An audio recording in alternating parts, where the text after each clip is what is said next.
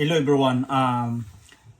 Ibigay ko sa inyo ang bagong update ni Meta or ni Facebook about new content monetization program.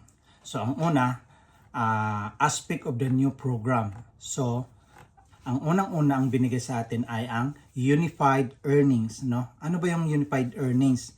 Replaces separate individuals monetization tools with one and simplified program. Ibig sabihin, pinagsama-sama na niya yung lahat ng mga tools doon at saka earnings. Pinagsama-sama na niya. Kaya tinatawag na unified earnings. Ang pangalawa ay expanded eligibility, no?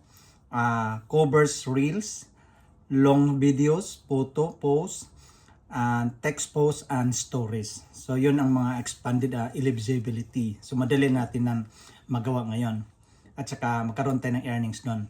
Ang pangatlo, yung performance-based payout. So, yung mga bonuses, no?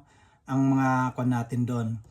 So, earnings are calculated based on engagement, views, and plays. Kaya dapat na tayo ay mag-engage tayo. Pangalawa, kung nag-engage tayo, mas mag-benefit yung mga pinanood nating video ng owners na yon.